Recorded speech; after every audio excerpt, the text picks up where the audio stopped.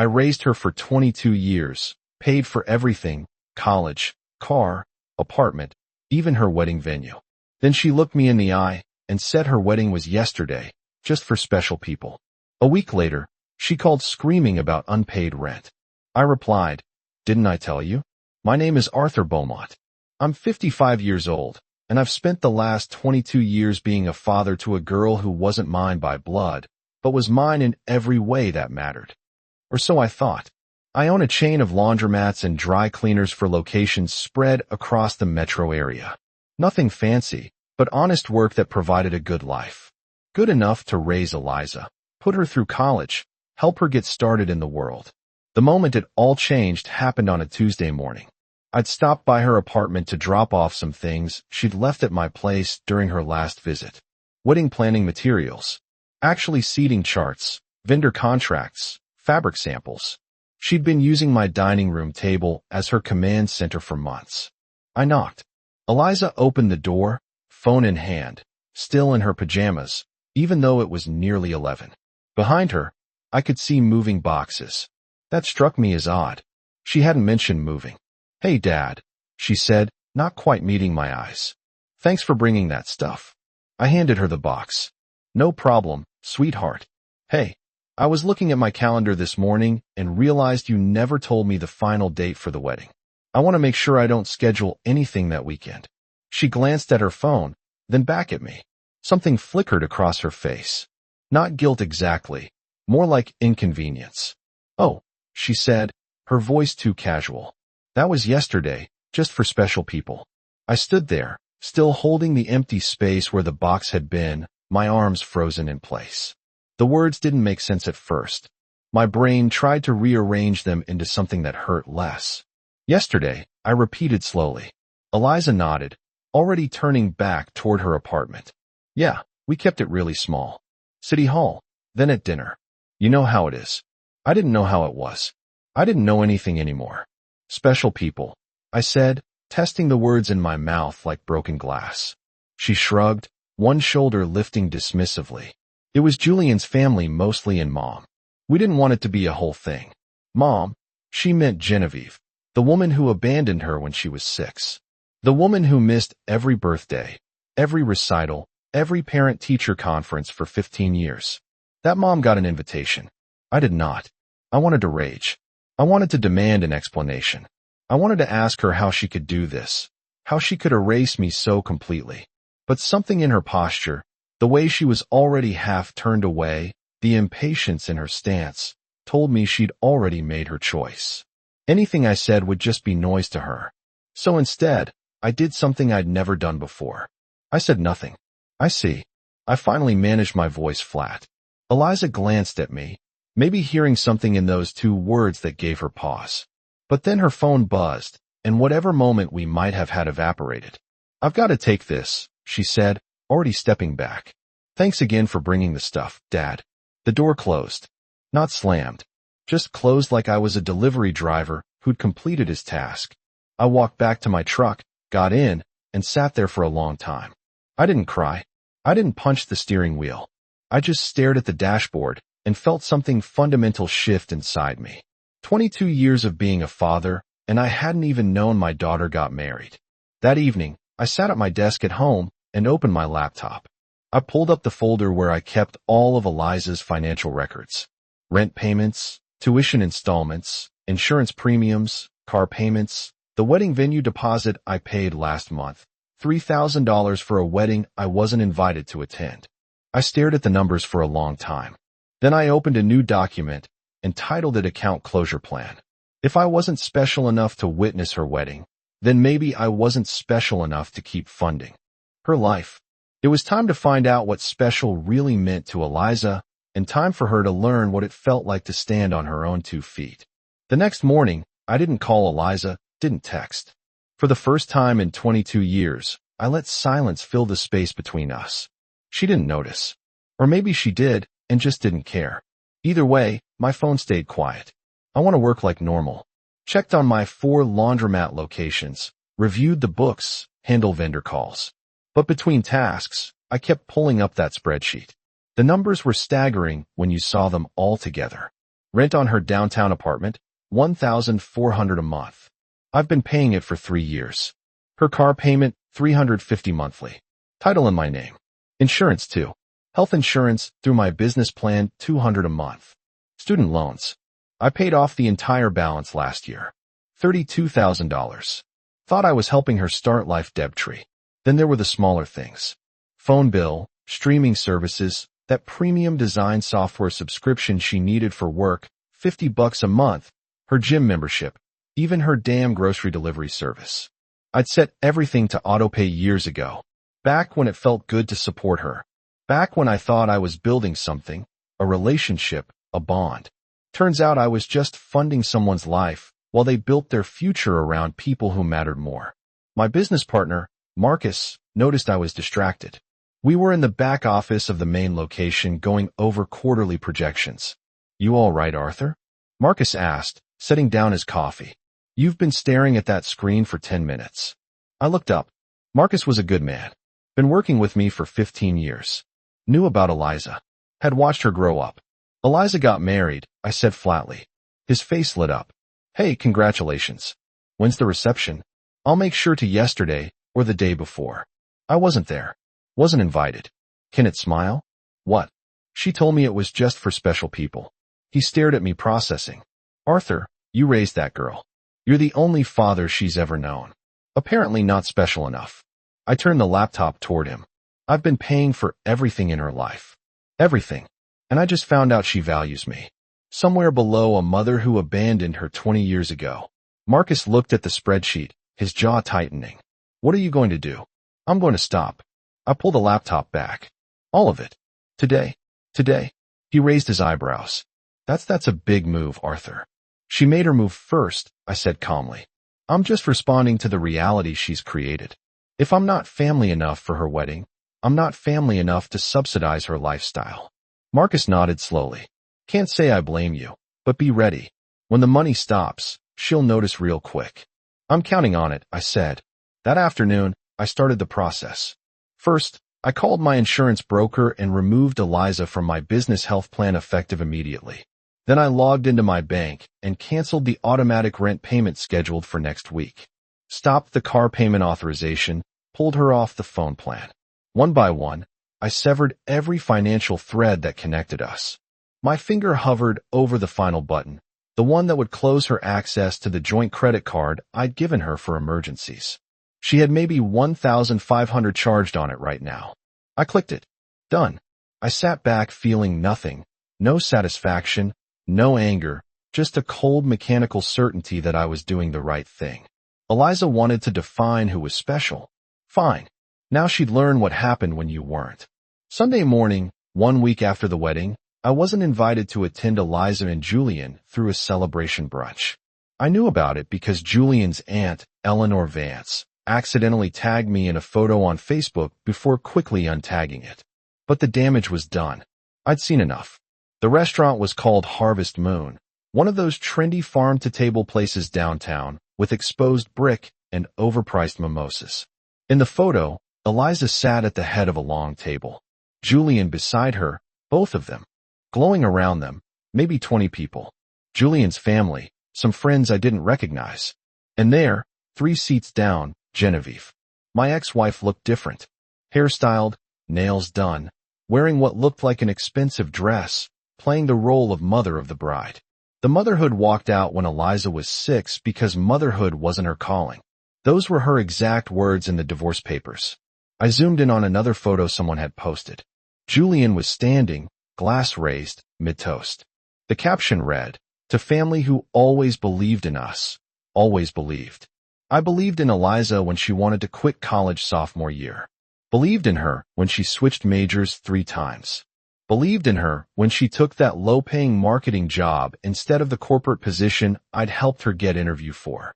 And Genevieve, she'd sent a birthday card. Maybe once every few years, but she got invited to the brunch. She got to sit at that table, bask in the celebration, pretend she'd been there all along. I set my phone down and walked to my home office. Pulled out the metal lockbox from the closet where I kept important documents. Inside were 22 years of memories, report cards, recital programs, the adoption papers, photos of Eliza at every age, usually with me teaching her to ride a bike at her high school graduation, moving into her first apartment. There was one photo near the bottom.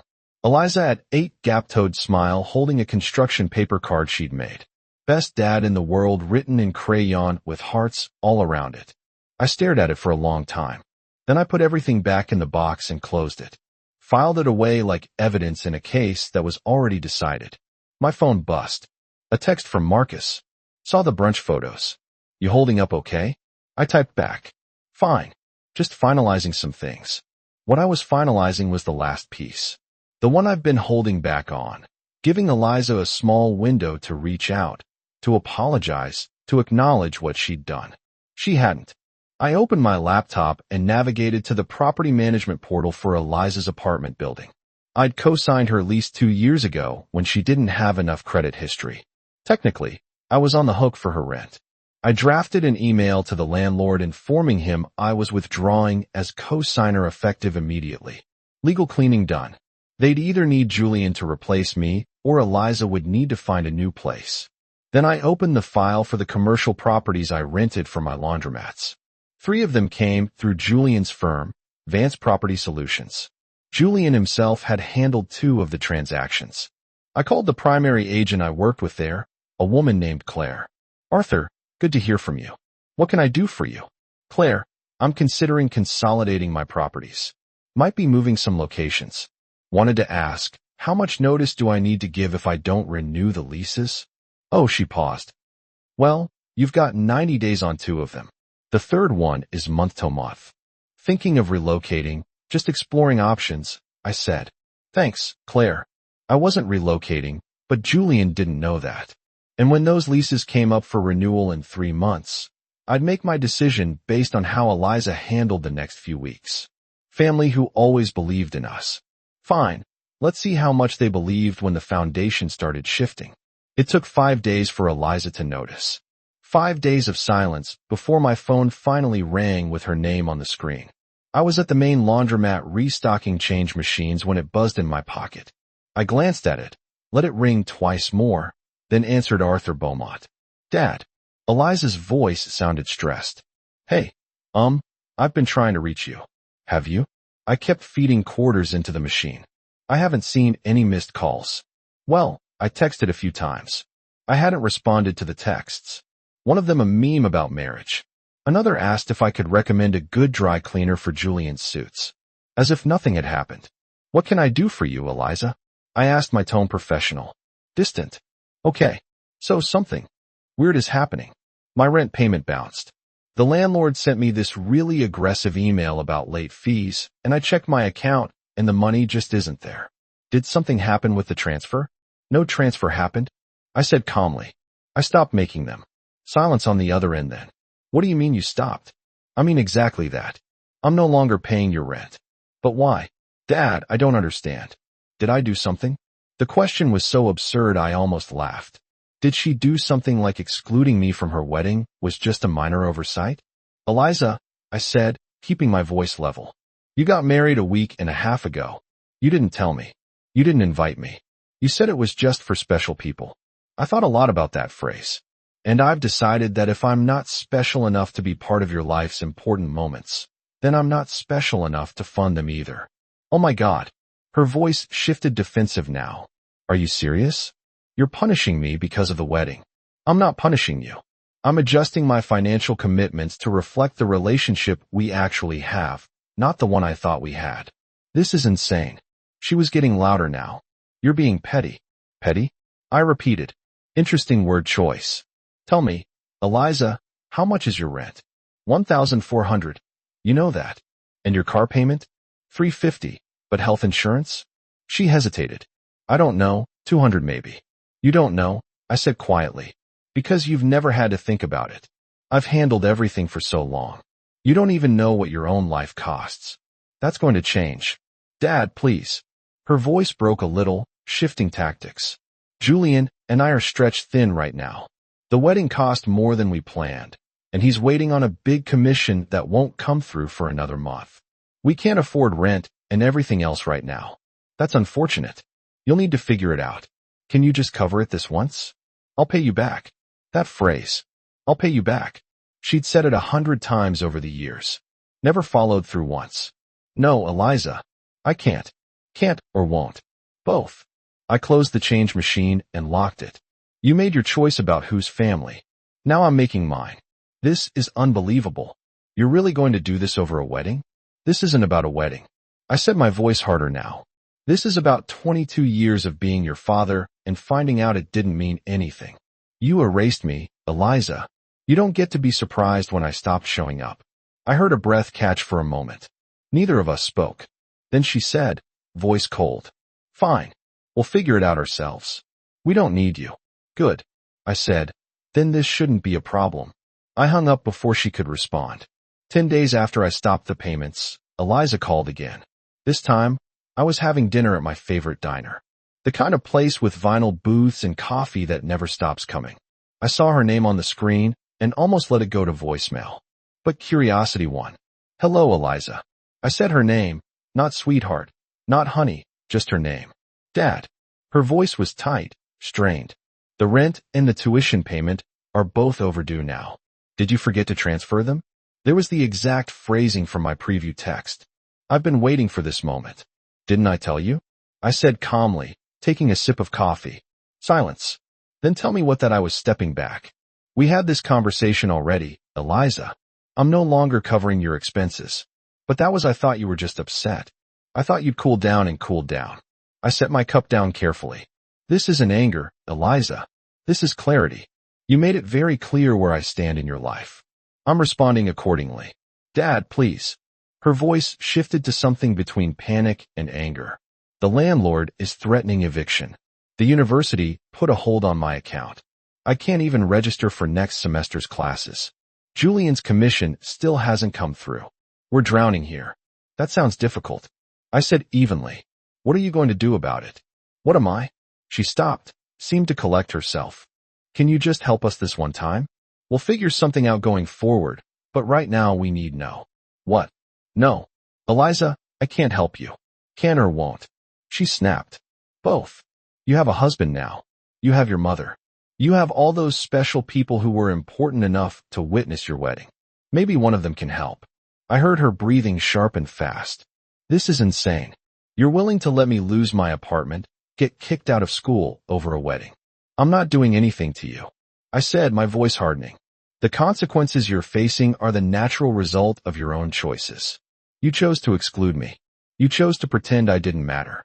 Now you're choosing to face life without my financial support. Those are your choices, not mine. I can't believe you're being this cold. And I couldn't believe you got married without telling me. I guess we're both learning new things about each other. She was quiet for a moment, then voice low and bitter. Mom was right about you. She said you'd hold money over my head eventually. That you'd use it to control me. That landed like a punch. Genevieve have been poisoning the well even now. Your mother, I said slowly, hasn't contributed a single dollar to your life in 18 years. She has no idea what I've done for you or why. And if you believe her version of events over 2 decades of me actually being there, then we have nothing left to discuss. Fine, Eliza said, voice breaking. Fine, we'll figure it out without you. Don't worry about it. I won't, I said. Then I hung up. I sat there in the diner booth, my coffee going cold, and felt something shift inside me. Not regret, not satisfaction, just a quiet sense of finality. The bridge was burning now, flames licking at the support beams, and I was the one who'd struck the match. Eleanor Vance was not the type of woman who missed details. At 63, she'd spent 4 decades as a paralegal, and observation was her superpower. So when she attended her nephew Julian's wedding brunch and noticed the careful omissions, the redirected questions, the way Eliza's biological mother pined while telling stories about my daughter's childhood, Eleanor's instincts activated. Something was off. That evening, she did what any good paralegal would do. She investigated. Started with social media. Eliza's Facebook was a goldmine of history. Much of it still public because people always forgot to lock down their digital past. She found an album titled My Hero from 6 years ago. Photos of Eliza with a man Eleanor had never seen at the brunch. A man she'd never heard mentioned. Arthur Beaumont. There he was at Eliza's high school graduation, beaming with pride. moving her into college, teaching her to drive. Dozens of photos spanning years. Always there, always present. Eleanor kept scrolling. Found a post from 3 years ago. Couldn't have made it through college without Dad's support. Forever grateful for everything he's done. Dad, not Arthur. Dad. Eleanor opened a new tab and searched Arthur's name. Found his business. Beaumont Laundry Services for locations. Solid reputation. Then she found something else. A receipt posted in a community group thanking Arthur for his generous donation to a scholarship fund. $15,000 given in Eliza's name. She sat back in her chair, pieces clicking into place. This man had raised Eliza, paid for her education, supported her for years, and he hadn't been at the wedding, hadn't been at the brunch, hadn't been mentioned once. Eleanor picked up her phone and called her brother, Julian's father. Philip, Eleanor said when he answered, "This is your sister. I need to ask you something about Julian's wedding. Who exactly paid for it?" Philip paused. Well, Julian and Eliza covered most of it. I think Eliza's mother helped with some costs. What did Arthur Beaumont contribute anything? Arthur who exactly? Eleanor said grimly. Philip, I just spent an hour going through Eliza's social media. Arthur Beaumont raised that girl. He's her adoptive father. Paid for her college, her car, her life. And he wasn't invited to the wedding. That can't be right. Julian said Eliza's father wasn't in the picture. He said wrong. Or Eliza lied to him. Either way, there's a man who gave 2 decades of his life to that girl, and she erased him completely. Julian needs to know what kind of person he married. Philip was quiet for a moment. You're sure about this? I'm looking at the evidence right now. Photos, posts, thank you messages. It's all here, Philip. That girl cut out the man who raised her and replaced him with a woman who abandoned her as child. And nobody at that brunch had any idea. What do you want me to do? Tell Julian the truth. Eleanor said firmly before he gets in any deeper. Because if Eliza can do this to the man who raised her, what's she capable of doing to your son? Julian Vance sat across from his father and Aunt Eleanor in his parents' living room, a manila folder open on the coffee table between them. Inside were printouts, screenshots, photos, posts spanning years, all featuring Arthur Beaumont and Eliza. This doesn't make sense, Julian said, flipping through another page. Eliza told me her father left when she was young, that her mom raised her mostly alone. Eleanor leaned forward, her voice firm. Julian, your wife lied to you. Arthur Beaumont adopted Eliza when she was 2 years old. He raised her, paid for everything. Her education, her car, her apartment. He even paid the deposit for your wedding venue. $3,000. Julian's face went pale, the venue deposit, but Eliza said her mother covered that. Genevieve hasn't contributed a dime to Eliza's life in nearly 20 years, Eleanor said, pulling out another printout. Look at this. A post from Eliza 3 years ago, thanking Arthur for paying off her student loans. $32,000. Julian, that's who you excluded from your wedding. Julian stood up abruptly, pacing. She said it was just going to be intimate. City Hall, just immediate family, and Arthur wasn't immediate family. Eleanor's voice was sharp. The man who raised her wasn't immediate family, but a woman who abandoned her as a child was Philip, Julian's father, spoke up quietly. Son, you need to understand what this means. If Eliza can rewrite history this completely, if she can erase the person who gave her everything, what else is she capable of lying about? Julian stopped pacing, running his hands through his hair. I need to talk to her. Before you do, Eleanor said, standing and gathering the papers. You should know something else. Arthur owns multiple properties through his business. 3 of them are locations. You're currently managing your firm. Your biggest accounts, Julian, and from what I understand, those leases are up for renewal soon. Julian's stomach dropped. You're saying you might pull them? I'm saying Eleanor said carefully that the man you and your wife excluded from the most important day of her life also happens to have significant influence over your career, and right now he has every reason to take his business elsewhere. Julian sat back down heavily. His wedding, his marriage, his career, all of it suddenly felt like it was built on sand. What do I do? He asked quietly. Eleanor placed a hand on his shoulder. You figure out who you actually married, Julian. And then you decide if that's someone you want to build a life with. That evening, Julian came home to find Eliza at the kitchen table, laptop open, clearly stressed. Bills were spread out around her. Rent notices, university statements, credit card balances. "We need to talk," Julian said, his voice flat. Eliza looked up. "Not now, Julian. I'm trying to figure out how we're going to pay rent. Dad still hasn't transferred." "Don't call him that," Julian interrupted. Eliza blinked. "What?" "Arthur, don't call him Dad. Not after what you did to him." Her face shifted, defensive. "What are you talking about?" Julian pulled out his phone and opened the photos Eleanor had sent him. He held it up, showing a picture of young Eliza with Arthur at her high school graduation. "Who is this Eliza?" She glanced at the photo, then away. "That's Arthur. I told you about him." "No, you didn't. You told me your father wasn't in the picture. You told me your mother raised you. But Arthur Beaumont adopted you when you were 2. He paid for your college, all of it. He paid for your car, your apartment, your life. He paid $3,000 for our wedding venue, a wedding he wasn't invited to." Eliza stood up, her chair scraping against the floor. "Who told you all this? Does it matter? It's true, isn't it?" She crossed her arms. "It's complicated." "It's not complicated." Julian's voice rose. "You lied to me. You told me you were independent, that you'd worked your way through college. But the whole time, there was a man funding everything, and you erased him from your life story, from our wedding." "I didn't erase him. We grew apart." "Eliza, there are photos of you from 2 years ago calling him the best dad in the world. That's not growing apart. That's deliberate." She turned away, staring out the kitchen window. "You don't understand. My mom, my real mom, she wanted to be part of my wedding. It was important to her.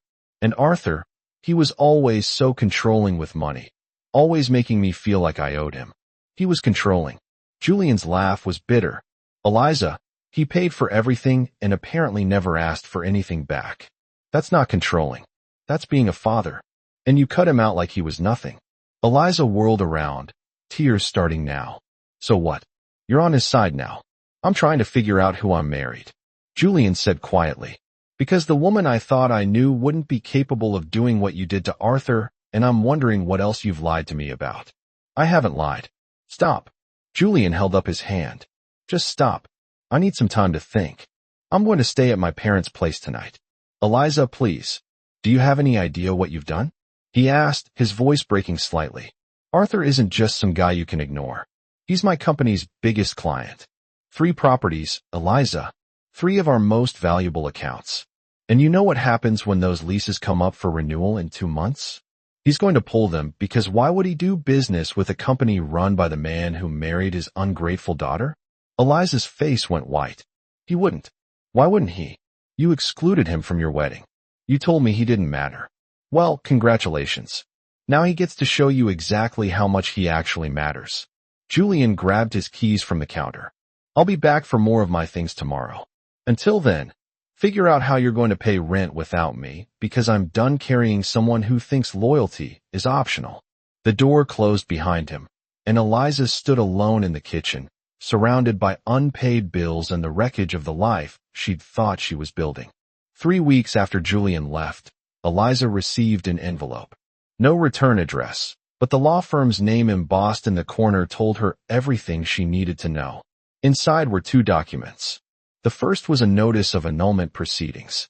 Julian was seeking to dissolve their marriage on grounds of fraudulent misrepresentation, specifically concealing material information about her financial dependency and family relationships prior to marriage. The second document was worse. It was from Arthur's attorney, a formal demand letter. The wedding guests who'd given gifts, 14 of them, had been contacted by Arthur's legal team. They'd been informed of the full circumstances that Arthur had paid for Eliza's education, housing, and the wedding venue deposit while being deliberately excluded from the ceremony.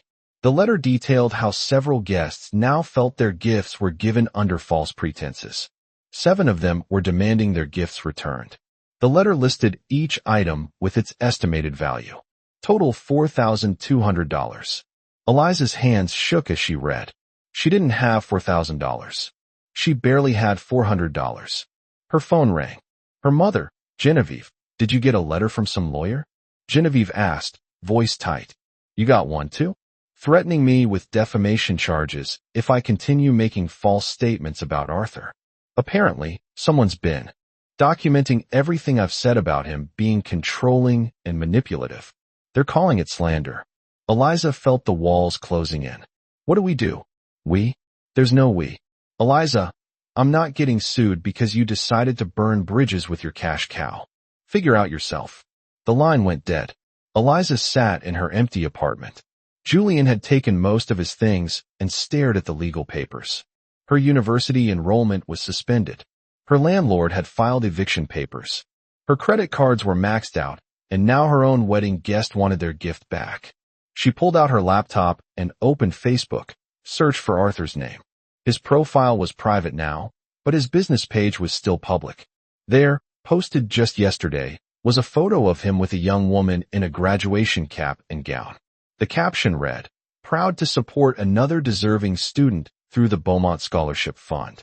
Congratulations, Chloe, on your nursing degree." The comments were full of praise.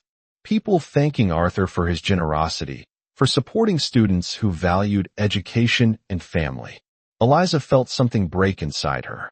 He'd moved on, found a new daughter to support, one who appreciated it. While she sat in an apartment she couldn't afford, surrounded by bills she couldn't pay, watching her life collapse, she opened a new message to Arthur, typed, "I'm sorry," and stared at it for 10 minutes, then deleted it. What was the point? Sorry didn't pay rent. Sorry didn't erase what she'd done. She closed the laptop and sat in silence, finally understanding what she'd lost. I stood in the parking lot of my newest laundromat location, watching the contractors finish the exterior signage. This one was across town from where my other properties were, nowhere near Julian's real estate firm's territory. I'd moved all my business to a different company 4 months ago. Hadn't heard from Julian since. Marcus walked up beside me, coffee in hand. "New place is looking good, Arthur." "Thanks. Should be open by next month." "Heard anything from Eliza?" he asked carefully. I shook my head. "Not in months. Last I heard through the grapevine. She moved back in with Genevieve. Working retail somewhere. And Julian. Annulment went through. He remarried last month. Actually, someone from his church. Eleanor sent me a photo. He looks happy." Marcus nodded. "Good for him. He deserved better than what Eliza put him through." My phone buzzed. A text from Chloe, the nursing student I've been mentoring through my scholarship fund. "Mr. Beaumont, just got my first paycheck. Taking you to lunch to celebrate. No arguments." I smiled. Chloe reminded me of what I thought Eliza was. Grateful, hardworking, genuine. Over the past 8 months, I gotten to know her and several other scholarship recipients. None of them were replacements for Eliza, but they gave me something I've been missing. Purpose without pain. "You did the right thing," Marcus said, reading my expression, walking away when you did. "Doesn't always feel right," I admitted, but it was necessary. We walked back to the car. As I drove home, I passed the street where Eliza used to live. Kept driving. Didn't even glance down it. That evening, I opened my home office and looked at the lockbox I filed away months ago. The one with all of Eliza's photos and memories. I thought about throwing it away 100 times. Never could quite do it. Maybe someday I would. Or maybe I'd keep it as a reminder. Not what I lost, but what I'd learned. That love without respect is just exploitation. That generosity without gratitude becomes entitlement. That being a father means knowing when to hold on and when to let go. I closed the box and put it back in the closet. Then I opened my email and confirmed my attendance at the Scholarship Fund dinner next month. 20 students this year. 20 kids who understood the value of what they were being given. Life moved forward, and so did I.